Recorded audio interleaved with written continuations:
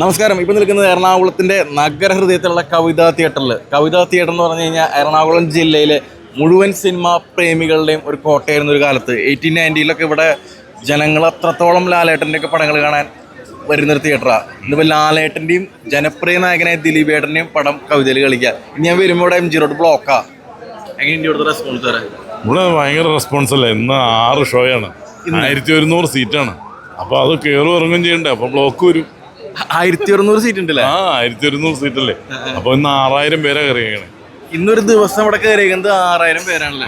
നാളത്തേക്ക് ബുക്കിംഗ് എങ്ങനെയാ? നാളെ ഓൾമോസ്റ്റ് 3 ഷോസ് ഫുള്ളായി. രണ്ട് ഷോ ഉള്ളൂ. ഫുള്ള് വൈബാണല്ലോ, ഭയങ്കര ഓളിയും ബഹളമാണല്ലോ. അതെ, ഭയങ്കര അല്ലേ.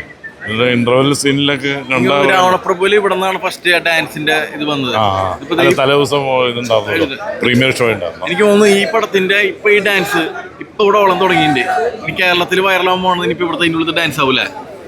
അതല്ലേ എല്ലാവരും ചെയ്തോണ്ടിരിക്കണേ. അത്